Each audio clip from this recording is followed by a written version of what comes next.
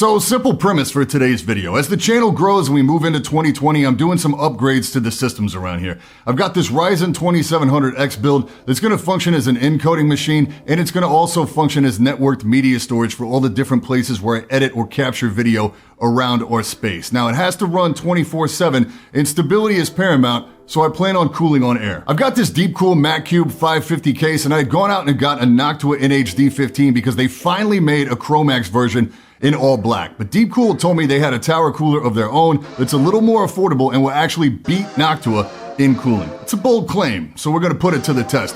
I also think I'll put it up against like a common 240mm AIO just for fun. You ready? Let's go!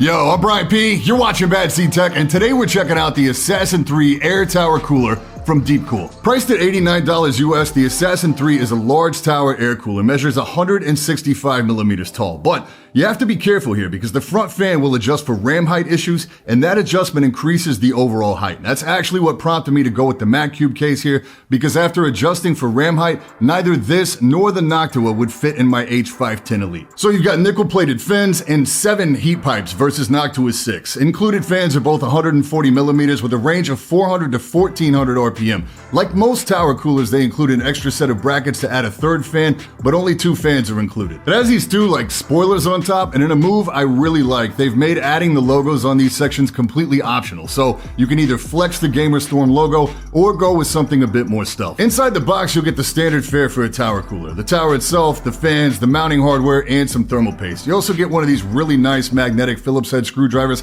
the same that you'd see with some of the newer stuff from Be Quiet. Gotta say though, the mounting hardware here didn't make quite the strong first impression that the Noctua did. When it comes to air coolers, ease of installation can often make or break the experience. The Darkrock Pro 4, for instance, requires you to completely have the motherboard out of the case in order to mount it. Luckily, that's not the case here, as the top portion of the tower is open and installation was really straightforward. It was a little different than most on the AMD install, as you don't retain the original backplate. You'll actually use the one provided. So the system today is going to be the X470 RS Gaming 5 motherboard, the 2700X running all stock clocks, and 16 gig of Corsair Vengeance DDR4. Because the Mac 550 only ships with a single 120mm exhaust, we're going to give these coolers a fighting chance by adding 3 140mm fans to the side intake. The front intake only accommodates 120mm fans, and the only extras I have lying around are 140mm. Silent Wings 3 from Be Quiet. These are going to be run wide open at 1000 RPM. We're going to start with the X52 from NZXT. This is a 240mm AIO, and it'll run you $129.99 US. Now, this does run off CAM software, as opposed to the other 2 options today, which require no drivers at all. The CAM software allows 2 main profiles here. You can run performance with 100% fan and pump over 60 degrees,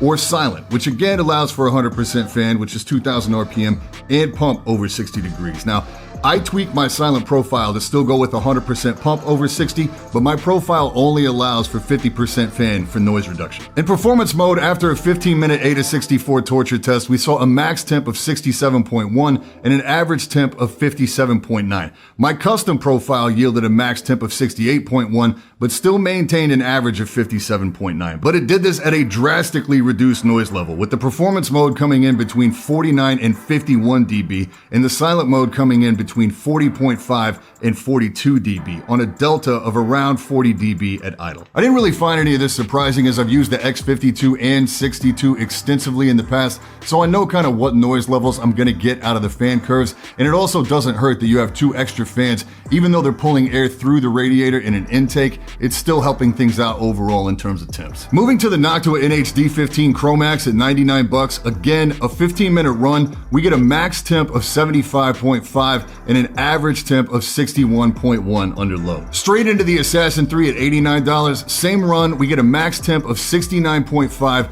and an average of 60.1 under load. So I ran these tests a few times, and the Assassin III does technically beat the cooling performance of the Noctua, consistently by about 1 degree. Looking at acoustics, we see the fans on the Noctua top out at 1500 RPM, where the Assassin III fans top out at 1400. But the Assassin III comes in roughly 1 dB louder than the Noctua on average. When it ramps up, you get spikes from between 45 to 47 dB versus around 43 to 45 on the Noctua. If I was in a spot where I was choosing between the stock beige and brown Noctua or the Assassin III, the choice would be easy. The Chromax Black, which is currently on back order until like early January, makes the decision tougher. Behind a smoked glass panel and with minimal case lighting though, I like the Assassin III a little better because you can actually make out the shape of the cooler. So does the Assassin III beat the NH-D15 in terms of cooling performance? Yeah, it does. Not by a landslide or anything, but it does. Does it do it $10 cheaper?